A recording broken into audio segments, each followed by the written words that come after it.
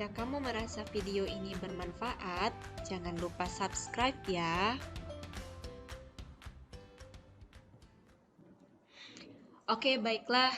Kali ini kita kembali lagi untuk membahas permasalahan fisika, materi-materi fisika, dan kali ini materi kita itu adalah mengenai hukum Newton yang masuk ke dalam materi dinamika. Ya, jadi yang dimaksud dengan dinamika itu adalah meninjau gerak dengan berdasarkan penyebabnya ya. Jadi geraknya ditinjau berdasarkan apa yang menyebabkan terjadinya gerak, dan salah satu yang menyebabkan terjadinya gerak itu adalah gaya. Nah, gaya itu merupakan tarikan atau dorongan ya. Jadi ketika kita membahas tentang dinamika, maka kita membahas tentang gaya, dan gaya itu erat kaitannya dengan hukum Newton. Jadi salah satu bahasan di dalam dinamika itu adalah hukum Newton. Maka sekarang kita akan membahas tentang hukum Newton. Nah, hukum Newton seperti yang kalian ketahui dulu pada saat di SMP, dia terdiri dari 3 hukum. Ya, kita akan bahas satu persatu. Kita bahas dulu hukum Newton yang pertama atau biasa disebut hukum pertama Newton. Nah, hukum pertama Newton ini dia memiliki rumus sigma F sama dengan 0. Ya, ini adalah rumus hukum pertama Newton, bahwa katanya resultan seluruh gaya itu sama dengan 0. Apa yang dimaksudkan dengan resultan seluruh gaya itu sama dengan 0? Maksudnya adalah pada suatu benda itu terdapat gaya, tetapi keseluruhan gayanya memiliki resultan bernilai 0. Ya. Nah, bukan berarti tidak ada gaya, tetapi gaya-gayanya menghasilkan resultan yang bernilai 0. Apa ciri-cirinya kalau suatu benda itu bisa kita gunakan atau kita tinjau dengan menggunakan hukum 1 Newton? Ciri-ciri yang pertama, itu bendanya bisa diam,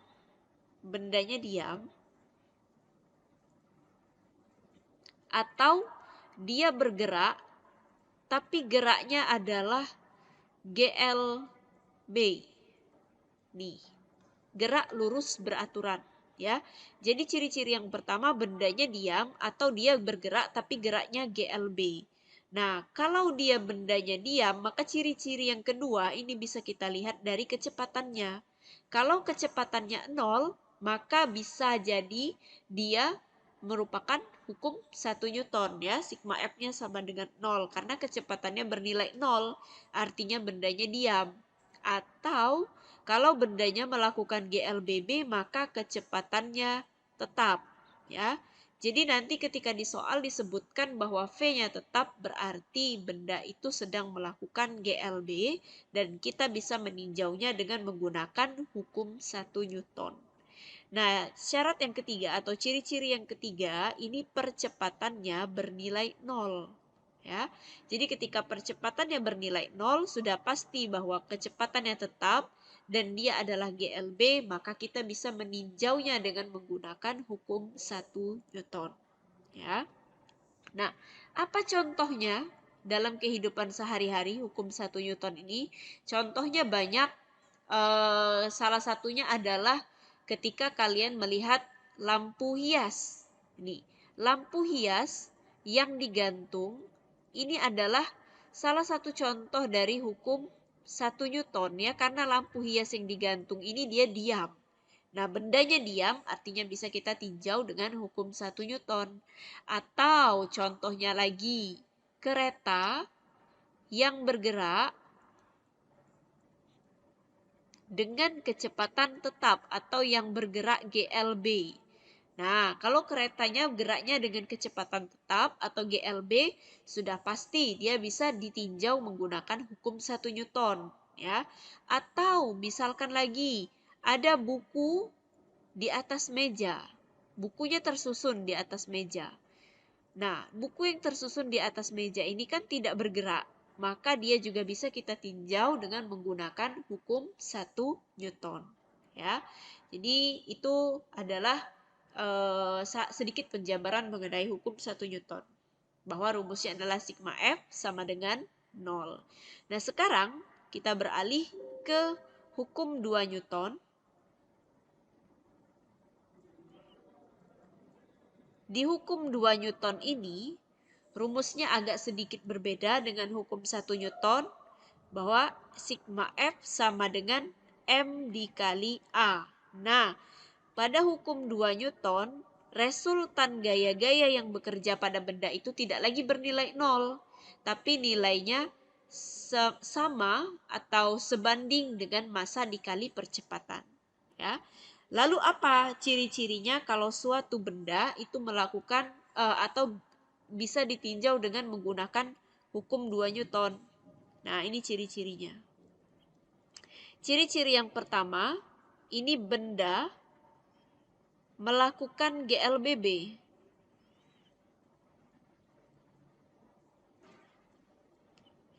Nah, kalau bendanya melakukan GLBB, maka sudah pasti dia bisa kita tinjau dengan menggunakan hukum 2 Newton. Kenapa? Karena pada GLBB ada percepatan. A-nya tetap.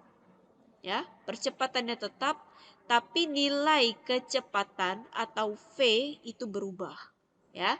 Jadi bendanya melakukan GLBB memiliki percepatan tetap atau kecepatannya berubah, maka kita bisa tinjau dia dengan menggunakan hukum 2 Newton.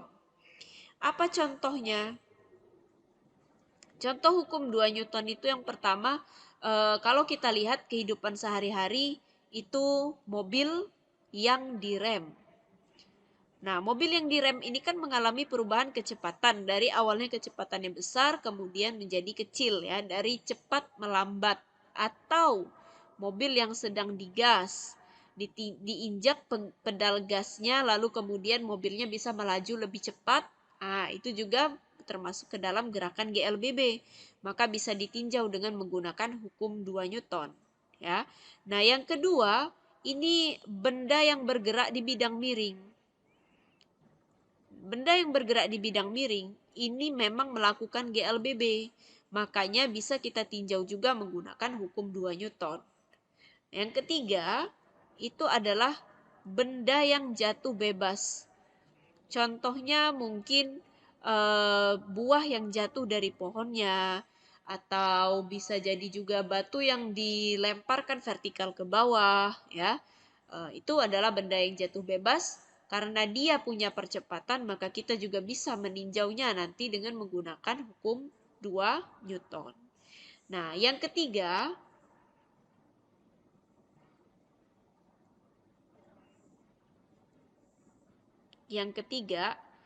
ini adalah hukum 3 Newton.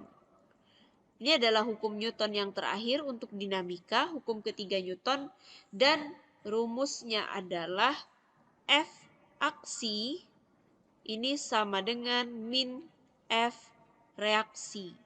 Jadi ada gaya aksi yang dilakukan dan ada gaya balasannya, yaitu gaya reaksi.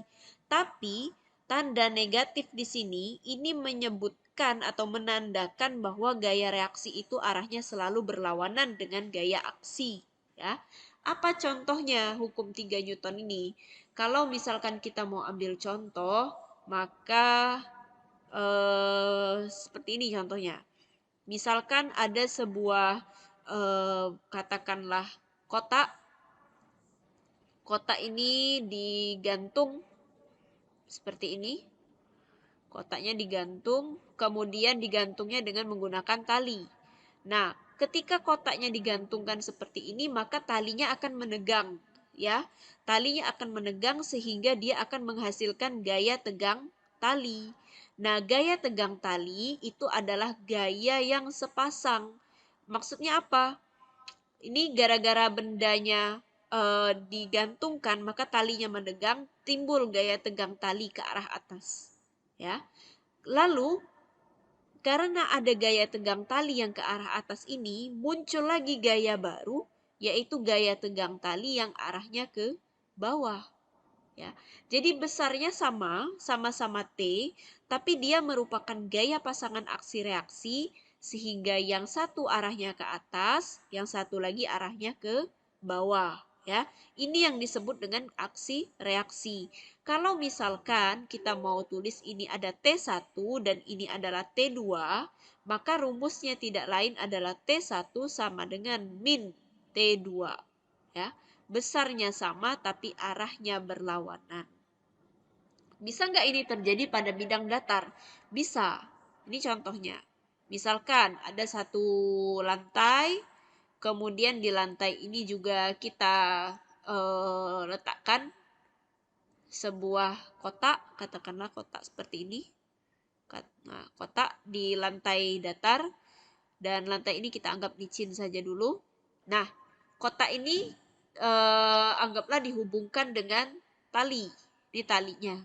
Nah, karena ditarik maka talinya menegangkan. Kalau talinya menegang, timbul gaya tegang tali, sehingga ini pun bisa di sini kita tuliskan gaya tegang tali ke arah kanan. Karena ada gaya tegang tali ke arah kanan, pasti muncul gaya tegang tali ke arah kiri. Karena gaya tegang tali itu adalah gaya aksi reaksi pasangan, ya. Sehingga kalau ada yang ke kanan, pasti ada yang ke kiri. Besarnya juga sama. Nah, ini yang disebut sebagai gaya aksi reaksi. Nah, inilah bahasan kita mengenai ketiga hukum Newton. Ya, bahasannya masih secara singkat dan kita akan lanjutkan mengenai contoh-contoh gaya. Baik, ini kita lanjut.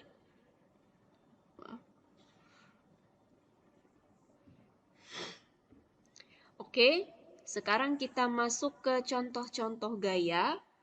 Nah, di sini saya ingin memberikan contoh tentang beberapa gaya saja, karena gaya-gaya ini akan sangat berpengaruh ketika kita mengerjakan soal dan banyak digunakan. Yang pertama, ini kita ambil adalah gaya berat, atau biasanya dia disimbolkan sebagai W, ya, gaya berat atau W. Nah, gaya berat ini, setiap benda yang memiliki massa pasti dia memiliki gaya berat, ya. Nah, bagaimana contohnya? Bagaimana cara penggambarannya gaya berat ini di dalam soal? Saya akan ambil beberapa contoh sebagai berikut. Ini misalkan ada sebuah lantai katakanlah, lalu kemudian pada lantai ini terdapat sebuah kotak. Nih, ada kotak. Nah, kotak ini terletak di atas lantai. Maka karena kotak ini punya massa, pasti dia punya gaya berat. Lalu kemana arah gaya beratnya?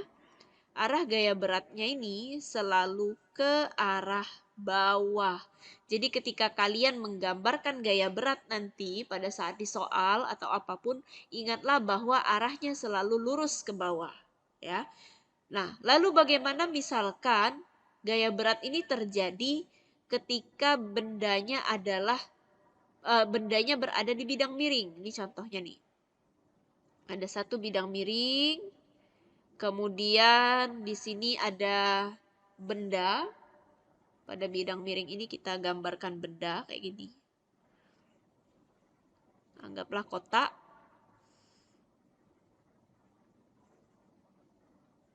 Nih, ada kotak. Nah, lalu bagaimana cara menggambarkan gaya beratnya? Sama seperti tadi, prinsipnya adalah gaya berat itu selalu ke arah bawah, maka ke sini W-nya. Nah, ya, mau bendanya miring, mau bendanya datar, W itu selalu ke arah bawah, ya. Tegak lurus. Oh, sorry, bukan tegak lurus, tapi lurus ke arah bawah, ya. Lalu bagaimana kalau misalkan bendanya ternyata berada di bidang vertikal seperti ini contohnya. Nih, gaya berat tadi. Bendanya berada di bidang vertikal. Ini dinding. Nih, bendanya nempel di dinding. Contohnya biasanya kalau kotak P3K itu digantung, tempel di dinding kan. Nah, misalkan ini adalah kotak P3K yang ditempel di dinding itu. Bentuknya kan seperti ini. Lalu bagaimana cara menggambarkan gaya beratnya? Sama seperti tadi ya, tetap gaya berat itu diarahkan ke bawah. Nah, jadi dari ketiga benda ini, mau bendanya mendatar, mau bendanya dalam bidang miring, mau bendanya vertikal seperti ini, tetap gaya beratnya arahnya sama ya. Jadi menggambarkan gaya berat arahnya selalu ke bawah dan lurus ya, dia di bidang vertikal. Nah, ini gaya yang pertama yaitu gaya berat. Lalu kita beralih ke gaya berikutnya.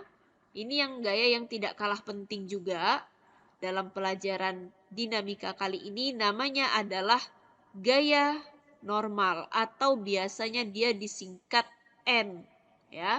Nah, berbeda dengan gaya berat tadi, kalau dia gaya normal maka dia harus punya bidang sentuh. Nah, ini contoh, misalkan seperti ini. Ada sebuah katakanlah benda digantung. Bendanya digantung kayak gini. Ini katakanlah bendanya. Nah, bendanya digantung dengan menggunakan tali. Apakah ada gaya normal pada benda ini? Nah, jawabannya tidak ada. Ya, kalau bendanya seperti ini, bendanya tidak memiliki gaya normal.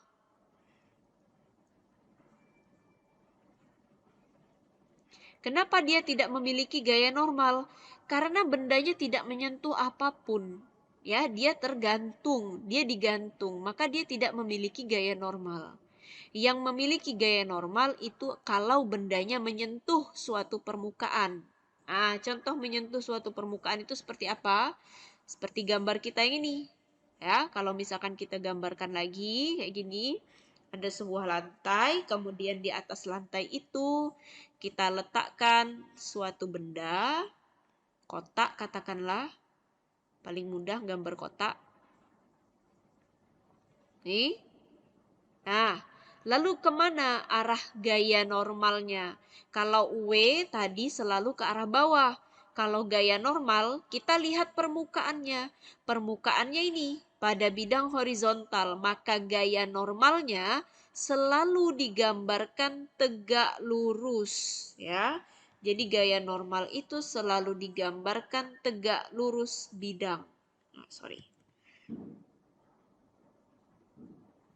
Nah, ini gaya normal. Jadi dia selalu tegak lurus dengan bidang. Bidang kita,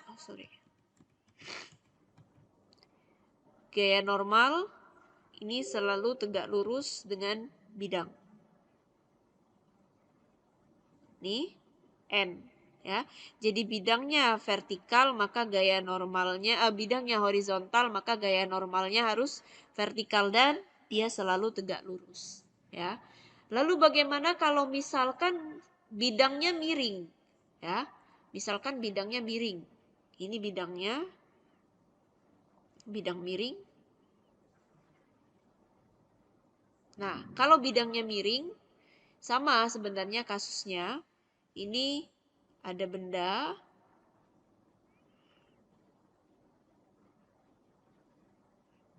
kotak katakanlah berada pada bidang miring seperti ini, maka bagaimana cara kita menggambarkan gaya normalnya? Tetap kita lihat ini bidang miringnya kan. Nah, gaya normal itu prinsipnya dia selalu arahnya tegak lurus terhadap bidang. Berarti kalau bidangnya miring, tinggal gambarkan saja gaya normalnya ke sana. Ya. Ambil satu garis, ini adalah gaya normal dan dia harus tegak lurus dengan bidang. Nih. Ya. Jadi bidangnya miring maka gaya normalnya tegak lurus dengan bidang miringnya. Lalu bagaimana gaya normal kalau misalkan seperti ini? Bidangnya vertikal ya. Kita gambarkan, kita coba gambar ada satu bidang vertikal di sini. Kemudian kita gambarkan juga bendanya ini. Bendanya ini tergantung di dinding, katakanlah bidang vertikal, lalu kemudian dia memiliki gaya normal juga. Kemana arah gaya normalnya? Arah gaya normalnya seperti ini. Ya, kenapa? Ini bidangnya. Bidangnya berarah vertikal, maka gaya normalnya harus tegak lurus, berarti ke arah horizontal, ya. Jadi beda cara menggambarkan gaya berat, beda juga cara menggambarkan gaya normal. Kalau gaya normal menggambarkannya harus tegak lurus dengan bidang, sementara gaya berat arahnya harus selalu ke bawah, ya. Nah, ini adalah gambar atau cara menggambarkan gaya normal dan gaya berat. Nah, gaya yang ketiga yang sangat penting juga, ini yang akan kita bahas.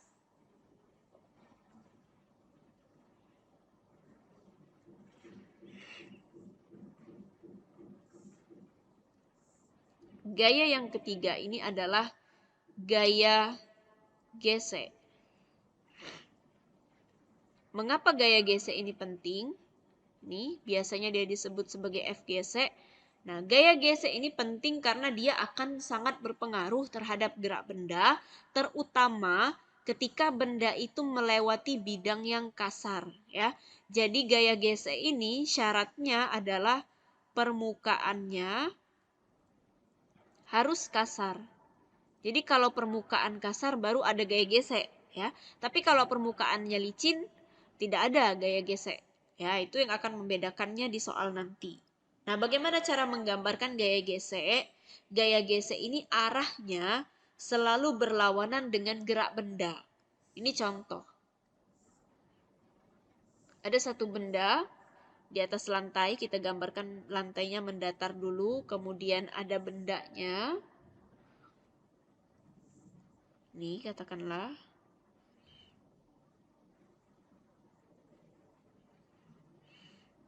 bendanya berada di lantai yang mendatar. Nah, kemudian benda ini ditarik dengan menggunakan tali, katakanlah seperti ini. Dan ini ada gaya F. Nah, berarti kan kalau misalkan bendanya ditarik seperti ini kan arah geraknya ke sana ya. Nah, arah geraknya kan searah dengan F karena F ini yang menarik dia. Ini yang terjadi adalah kalau bidang ini kasar, permukaan ini kasar, maka terjadi gaya gesek di sini. Nah, ini akan timbul yang namanya F gesek, ya. Jadi gaya gesek itu kalau arah geraknya ke kanan, maka gaya geseknya ke kiri. Lalu bagaimana kalau misalkan geraknya ke kiri, berarti gaya geseknya ke kanan, ya. Lalu bagaimana kalau misalkan bendanya katakanlah seperti ini? Sorry. Katakanlah bendanya itu bergerak di bidang miring. Nih, kita ambil contoh lagi, bendanya berada di bidang miring. Ini ada satu bidang miring, kemudian ada benda di sini, kotak. Nah, sekarang kita tinjau bagaimana gerak benda ini pada saat berada di bidang miring. Bisa jadi bendanya ini menuruni atau menaiki bidang miring, ya kan? Tetapi pasti arah geraknya itu kayak gini, searah dengan bidang miring. Nah, ini arah gerak. Bisa ke sana, bisa ke bawah, atau kalau bendanya ke atas, dia juga bisa ke sana. Ya, kita misalkan arah geraknya ini ke bawah, menuruni bidang miring. Lalu bagaimana gaya geseknya? Gaya geseknya ini akan berlawanan dengan arah gerak. Berarti ada gaya geseknya ke sini. Nah, inilah F geseknya. Jadi gaya gesek itu selalu berlawanan arah dengan gerak benda, ya. Misalkan nanti juga bendanya ke atas bergeraknya seperti ini, misalkan bendanya geraknya ke atas, maka gaya geseknya akan ke bawah, ya. Nah, tapi ada juga hal yang perlu diperhatikan mengenai gaya gesek. Ini seperti ini. Gaya gesek ini terdiri dari dua jenis. Yang pertama namanya adalah gaya gesek statis, Yang kedua namanya adalah gaya gesek kinetis. Ya. Gaya gesek statis ini terjadi jika bendanya diam. Nah, gaya gesek kinetis terjadi jika bendanya bergerak.